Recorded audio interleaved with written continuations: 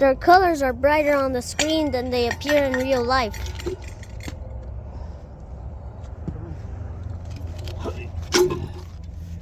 Alright. Here we have,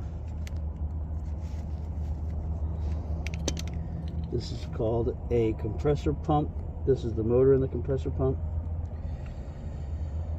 Some people take this apart differently. Some people just cut the cap off right above the weld, which is what I've done. And I'm gonna take it from here.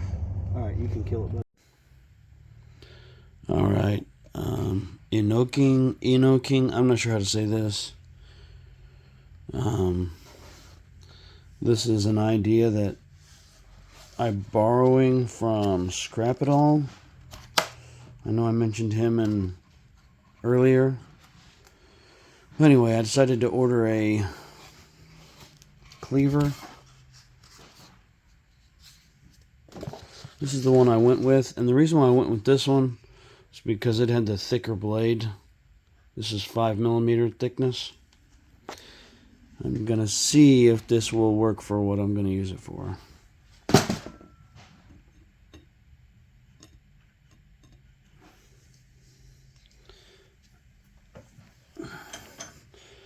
Now here on this table you can see my mess. This is my first time striking a stator with a cleaver.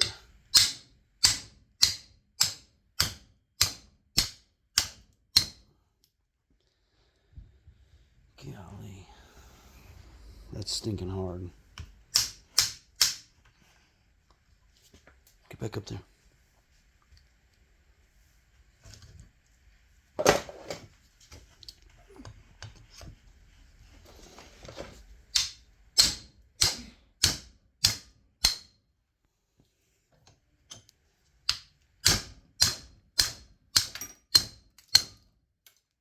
What went flying? Was that part of this? Nah, it's just a piece of trash.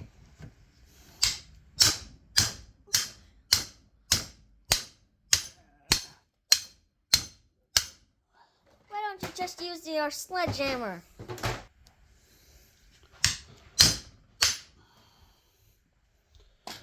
Alright. I'll be honest, this is challenging, and I don't know if I recommend this. I'm having to hit it pretty hard. As you can see, this was brand new a second ago, and now it's marred. Guess it could be worse.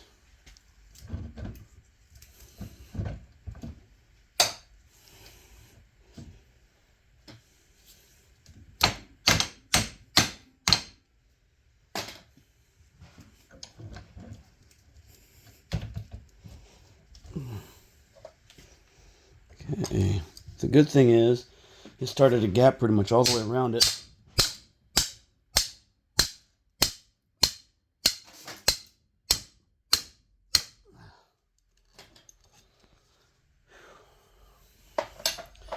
It does appear to be cutting through it.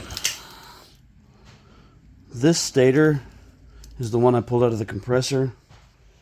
I don't know, I probably didn't need to say that because by the time I'm done with this and it's on YouTube, all those videos will be stitched together, so.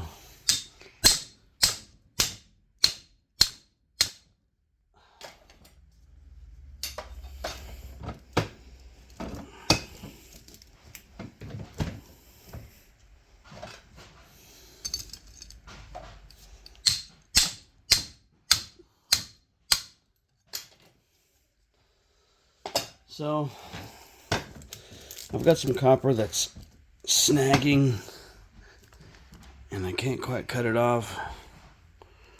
I'm sure that happened to anybody that tries this method. This is a fairly large stator to be using this method on, and I asked Scrap It All directly, commenting on one of his videos, if it was a good or a bad idea to try it on a stator this size. So I know normally he does the cleaver and machete method with smaller stators, and I wanted to see if such an idea would work on a larger stator. Now I'm pretty sure I've seen him do one almost this size with his machete, but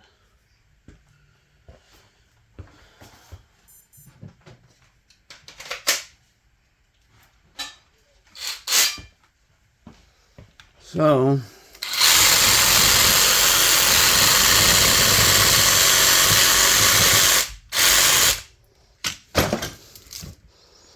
of course, copper, once it's strung out like that, is unruly.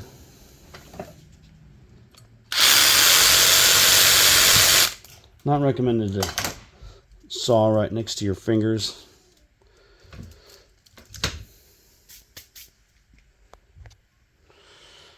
So my last few strands, I'm going to have to use my trusty old dikes. And I don't really care too much about the straggling copper that just fell down, because... Well, anyway, let's talk about this cleaver real quick. So it held its edge. I'm not sure if you can see that. We'll just do that. But I did have a failure point. Kind of what I thought would fail would be the handle, and it has failed. As you heard, I was banging on it quite forcefully, and it did bust the handle. I bought this with industrial purposes. The purposes I had in mind was scrapping. I wanted to basically follow the scrap it all method using a machete or a cleaver. I bought a cleaver. This is what I chose. I'm going to wrap this handle with electrical tape. I'm going to give it 4 or 5, maybe 6 layers of electrical tape all the way down the handle to hopefully keep it together. We'll see how it goes, but I plan on using this continually with scrapping projects. So anyway, here's that stator. I'm gonna cut these, cut the wrappings off like Scrap It All does with my Hawksbill razor, and punch these through with a punch. I don't know if I'm gonna put that on video or not, but there you have it.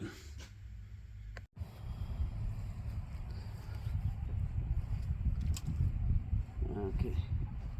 Good evening, scrappers. So today I'm going to be going through the quickest and easiest method to what I like to call de-shelling a motor. Obviously there's quite a few ways you can do this. You can put PB blaster inside here. You can rest this on something either direction and beat it out with a shaft or a punch of some sort. That's the way I used to do it, because I really wouldn't process that many, and doing a few like that is not much of a challenge if they're good and loose, and you can just yank on them and slide them out after beating on them for a little bit.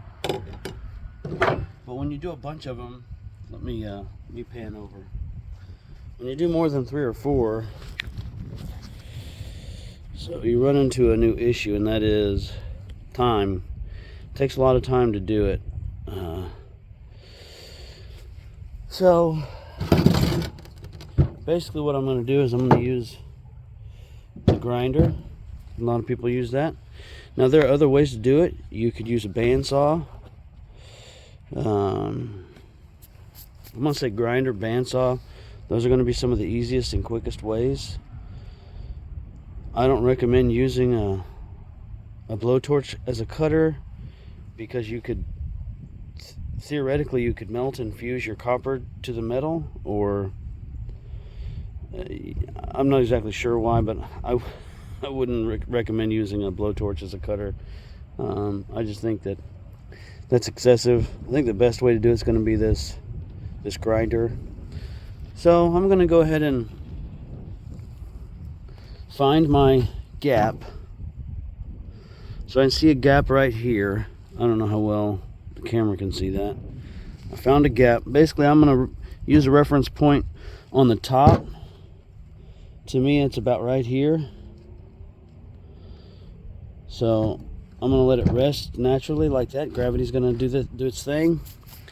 And then I'm going to cut it. Remember, always use PPE when you're doing this kind of stuff. You don't want to get crap in your eyes, and you don't want to get crap in your lungs. I don't have gloves on, but I'm protecting my face and my eyes and my lungs.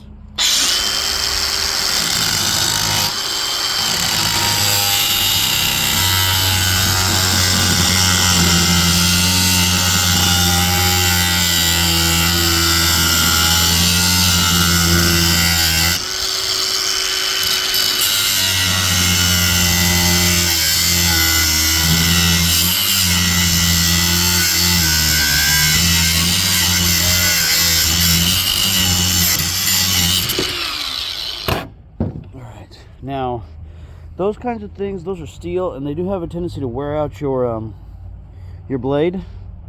You'll see here, I've got one that's cross-compatible with 4.5 and 5-inch. I do recommend using the bigger ones. They tend to last longer. Also, these DeWalt HP, they say they last up to 50% longer. I'm not sure if that's a gimmick or not. Okay. So, not sure if that's a gimmick. In reality, you can buy cheap ones. You can buy them from Harbor Freight, DeBauer. You can buy cheap ones off Amazon. You can buy Makita. You can buy DeWalt. You can buy whatever you want. As you can see, I did put gloves on. DeWalt represent. I'm just kidding. I have a bunch of different kinds of tools. So I just splay that open like that. And of course, here you'll have shreddable tin, or shreddable steel as you might call it, depending on where you go.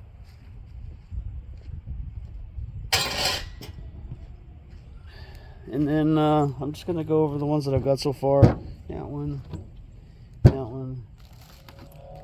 one, and this one. Of course, I didn't record the other ones I did earlier today. So far I've done 4 of them, so I did 3 without recording. Anyway, we're going to take a gander at this one.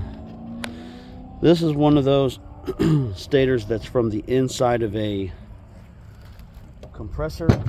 That's the actual stator from the compressor pump itself.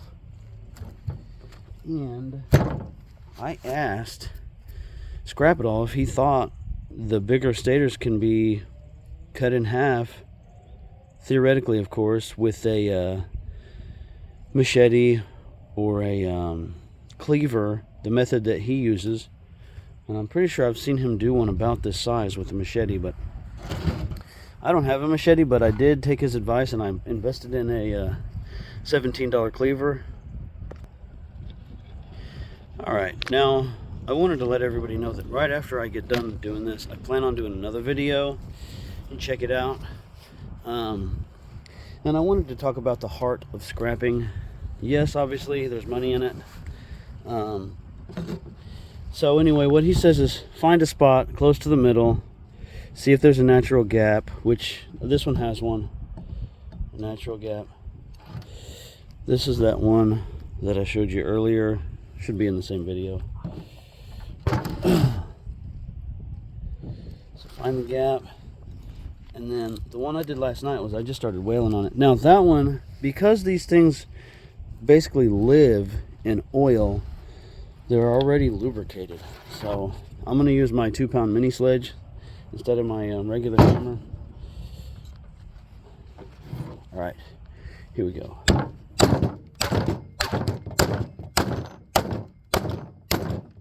are jumping off the table.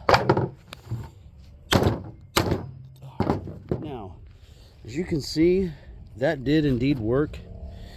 I will be honest, the one I did earlier, it should be in the same video, it was a little bit of a struggle, perhaps because I was using the wrong hammer, perhaps because I didn't have the extra power of being outside and I was inside in my shop. Anyway, well, that's all I wanted to do was cut open one of the motors and then cut one of the stators in half from the compressor. Well, that's how that goes.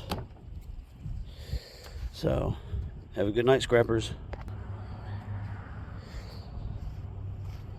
So, I wanted to talk about the heart of scrapping. Tools are important. They're vital. So you got axe, you got, hatchet, hammers, like Like I was saying, Scrapito likes to use machetes.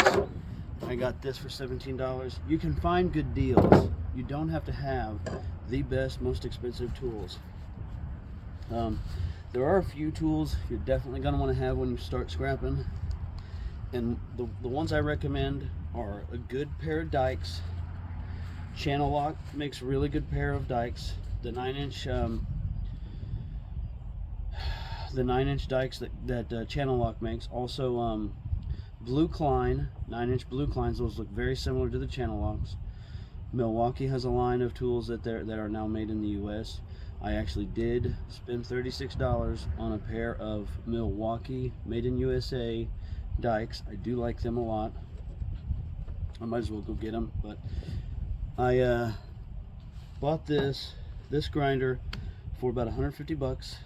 I got these batteries on sale for this was a year ago, $110 for 4 of these batteries.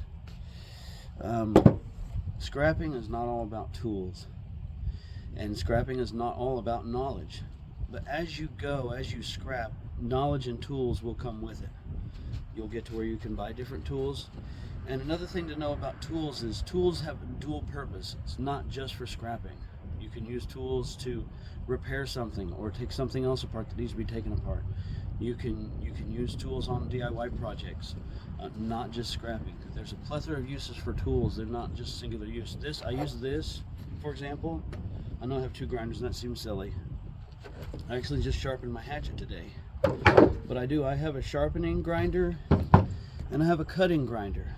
Now, one of the other things I wanted to say is, if you want to get into scrapping because you're curious, that's where we all start, is we're curious. We want to know how things work, how they come together. And we do that by taking them apart. So having a curious disposition is critical. Also, having ambition, having goals. You're not going to get out there and be Mike the Scavenger overnight. You're not going to get out there and be E-Waste Ben overnight. But set goals for yourself if you really want to get into scrapping. Say, oh, well, I saw a VCR. Let me go grab it and take it apart and see what's inside and see what kind of scrap I can get out. Things will have aluminum and stainless steel and copper, and you'll learn how to categorize your metal and take them in at the right times and in the right quantities to make that money. Scrapping is not all about money, but money is definitely a worthwhile cause, especially if you need it. So, and then I think I already mentioned this, but don't be intimidated when you see a scrapper that just has all the best tools. He rolls up and he's got a $270 dolly that he bought off Uline, and you see him open his back door and he's got a Milwaukee impact set, and he's got the Milwaukee driver and he's got all the good high-end tools. So don't be intimidated. Just kind of start out with a pair of dikes. You're gonna need, I would recommend a good pair of needle nose pliers. You can start out with Irwin. Irwin are your, as far as domestic tools, Irwin is going to be one of your cheaper options. Irwin, and then some of these big box brands like SBD, Stanley Black & Decker, their line of tools in some scenarios are super cheap. I buy a lot of DeWalt. I catch DeWalt on sale frequently. At least twice a year DeWalt will be on sale. Also, I bought the Craftsman V20 series when the V20 came out. Some of the best purchases I ever made were because tools went on sale. And you'll find at Lowe's, I think it's once or twice a year, they do that deal where if you buy 2 batteries or if you buy a battery, you get a tool, you get a selection of tools that you can have for free. You know, catch those tools when they're on sale and you're good to go. So eventually you're going to want a grinder, you're going to want a hatchet or a cleaver. That like I said, that was $17 on Amazon. This hammer, this is actually a masonry hammer, and this helps me sometimes when I'm beating on something with one side. If I've got a hold of it and I need to pry it also, I'll shove it in a crack and then twist, and that little thing there will help me pry.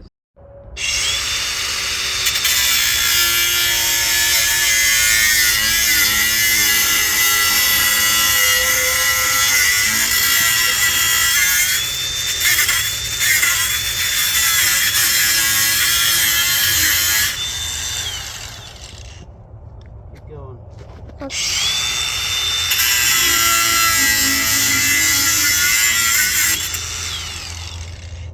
Their colors are brighter on the screen than they appear in real life.